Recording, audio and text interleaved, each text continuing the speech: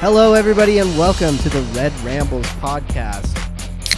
I know something that's really big right now is boxing. Everybody wants to see two big, burly men in a square fighting each other, touching each other, punching each other. They want modern-day gladiators. They want blood on the ring. That is what people want, right? Now, here's the problem that a lot of people are saying. You know, we've got all of these YouTube boxing. We've got fucking Jake Paul boxing, fighting, all that shit. Well, guess what? All that's fake. I don't know if you know this, but all of it is fake. That's ketchup. You're not seeing real blood. You're not seeing any of that. They're all fakers. They don't know how to throw a punch. They don't know how to trash talk or any of that. So I went out and I got a real boxer who happens to be my brother. His name is Red Ram. How you doing, Red Ram? Hey, I'm doing pretty good. How are you doing? How's everybody else? Oh, we're doing great here at the Red Rambles podcast. Yeah. I hear that you're boxing. Yep. I'm boxing right now. I'm actually getting ready for my first fight. My first fight coming up pretty soon here. Okay. So how did you get into boxing? How did I get into boxing? Well,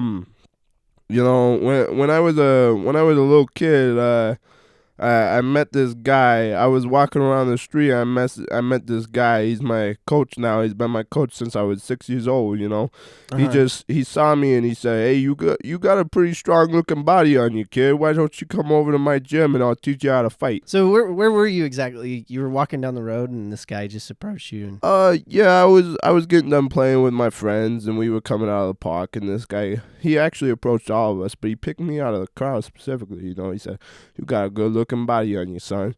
Why don't you come over here and fight with me?" Oh, okay. And then, what happened? Did you, go to his house, or? Yeah. We went to his house first. He wanted to introduce me to his whole family and stuff. So, it was only him and his dog there, but he fed me dinner and everything. And, you know, he said, "This is Roxy, and that's my family." I mean, this guy made it sound like that he had some kids, maybe a wife, you know, but I mean, he fed me dinner. It was pretty good jambalaya, you know. Yeah, okay. And you were 6, right? Yeah, 6 years old. Okay, so what did your family think of this? After this guy, swept you off to the streets and it said, "I'm going to make you a star." My mama, she was pretty skeptical. That's the word. She was pretty skeptical at first of this guy. She's like, "Oh, he don't know what he's doing. You know, he doesn't know anything about boxing, about fighting, about nothing. He's just trying to get you to do things for him, you know." But me, I saw a different kind of light in this guy. I knew this guy. I saw straight through his heart, and I said,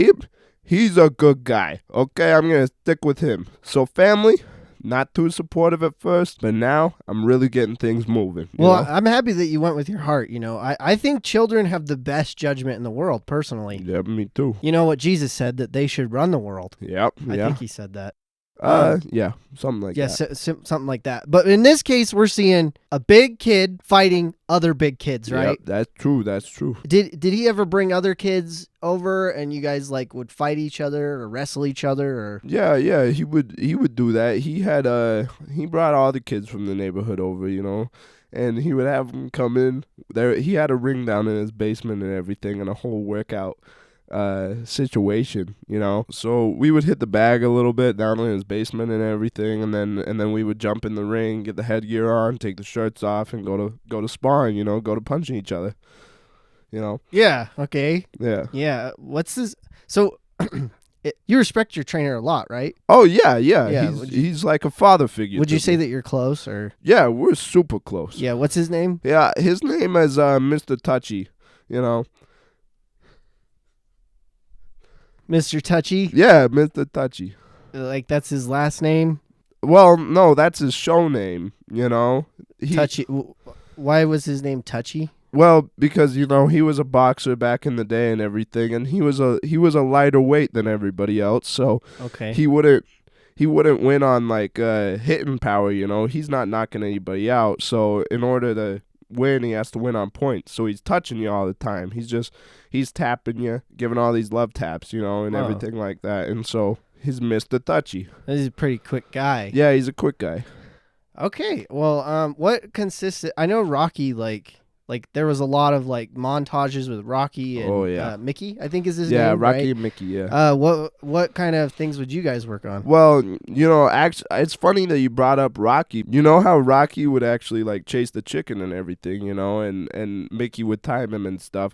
Well, Mr. Touchy would actually like chase me around the ring, and I would have to run away from him for hours. Oh, Yeah. what?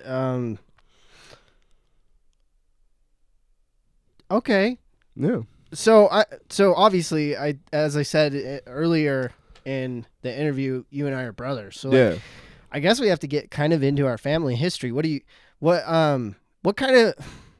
made you, after Mr. Touchy approached you on the streets, what kind of, before that, was there any precursors to this that made you want to do this? Because I don't really know. Yeah. So, my melon. This old thing carrying my brain around, it's hard as a rock. So what used to happen, you remember when we were kids and everything, and our mother, she would be holding me as a baby and stuff, and I would get a little heavy, at times, and then she would get tired, she would get mad at me, she would either drop or throw me on the ground. Anyways, my head hits the ground, bonk, and I actually would indent the floor as a kid because my head was just so thick, and Oh yeah, I remember that. Yeah. I remember walking around your room just tripping. Exactly. There's so many potholes in my floor, Yeah, I remember, and I was like underneath your room. Yeah, so that's like, true. There was a point when you and I would just like play peekaboo through Yeah, the floor. Like, yeah, I'd no, see I remember you, that. You just like pop up. Yeah, Like, yeah. oh. Yeah, no, I would stick my little head through there, and I would go, whoa, what's up, Ray? How's everything hanging, And then you would be a little bit to the left, a little bit to the right, something like that. I remember saying, "Get the fuck out of my room." That's kind of what I remember. But There wasn't much privacy when you got holes in your ceiling. Yeah, it's true. We probably needed to fix that, but we didn't have much money, right? Yeah, exactly. Yeah, our parents were, working class, really, just good people. I know. For example, our mom, one of the toughest ladies. Oh ever. yeah, that's for sure. Yeah, one of the toughest ladies. So, I hear that you're fighting Wet Willie. Yeah, Wet Willie. This guy. Oh, let me tell you about this guy, okay? This guy is a sick fucking bastard. Now I've been training specifically for this guy, okay? He gets into the ring, and you know what he does? You know why they call him Wet Willie, don't you? I don't know anything about this. Okay. Here, let me tell you about this guy. Okay, so this bastard, before he gets in the ring, he licks his gloves to make everything a little bit more wet. I hear sometimes he spits on him too, because he's just a sick freak like that. Everything in the ring's already wet. You got blood going everywhere. You got sweat going everywhere, But this guy, he wants to make it more freaky, I guess, Like a slip and slide. Like a slip and slide, Yeah. And so he licks his gloves, he spits on them and everything, and then he gets in the ring, and it's kind of a mental game. He wants to play with you, He wants to hit you and know that you're getting all this saliva on you and everything, He sounds like a real sociopath. I know. Like a Ted Bundy type. Yeah, he's a freak. I'm pretty sure he killed his wife. Allegedly. Allegedly. Wet Willie. You heard it here first, folks. Allegedly, Wet Willie killed his wife. Yep, that's If my opinion. If you were to guess where the body is, what would you think? Oh, probably under the cherry tree in his backyard. I've been over to his house before. Yeah. Makes lovely cherries. So, Wet Willie is your first fight, right? Yep, my first fight. fight. Do you have anything you want to say to Wet Willie? Oh, yeah. I got a few words for this guy, for this punk. Okay. All right, here we go. Fighting me is like playing a carnival game, all right, Willie? And I'm the carny, and I'll take your money and leave you defeated. The only thing I have on display here is my destructive power, lightning speed, and godlike reflexes. I won't be giving you no teddy bears. Oh, are you feeling a little sick? Yeah, I'm a little under the weather right now. Oh, when's the fight? It's actually in a couple hours. Do you have like cold medicine or like Dayquil or something? No. Uncle Touchy. Oh, I've been together with the coach so long that he wants me to call him Uncle Touchy now. Uncle Touchy, he just says that work is the best medicine. Just work through it, Yeah. Okay. And Uncle Touchy will take care of you. Yeah, Right? Uncle Touchy always take care of me. Okay. Well, it was great having you on the show. Thanks for coming. Absolutely. Before you go, we do this thing called the weekly fortune cookie. Oh, what is this? And we'll see. Maybe it had something to do with your. We'll see. Maybe it has something to do with your fight, Yeah, right? hopefully. Maybe it'll tell us what's going on Let's with see the fight. this thing. This is my hammer. Yeah, I saw this little setup here. I was wondering what was going on. Yeah, this is for the fortune cookie. So give me 1 second. Okay. Give me 1 second.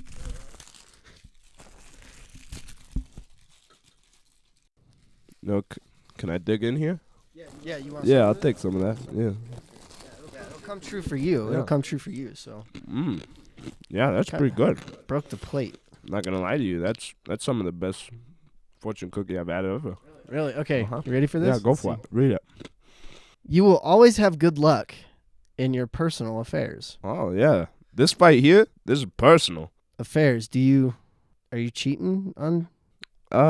No, I don't have a woman right now. Oh, okay. Yeah, Well, so- So the fight. Yeah, That's what it's talking the about. fight. Okay. Yeah, the Yeah, fight. yeah, Okay. yeah. Yeah, I was a little worried about Yeah, that. Okay. yeah, no. All right. Well, thanks for coming. Yeah, absolutely. Yeah, I'll see I you. gotta get down to the gym and everything, get ready for this fight. Yeah, and everybody out there. Okay, so I'm excited. I hope that you guys have good luck on your own personal affairs. Don't go cheating. Don't go cheating. Though. We're not talking about that. Don't go cheating. If you go cheating, I hope you don't have good luck. But other affairs, it's fine. Just not the cheating kind. All right, thanks everybody for listening to the Red Rambles podcast. I'll see you guys later.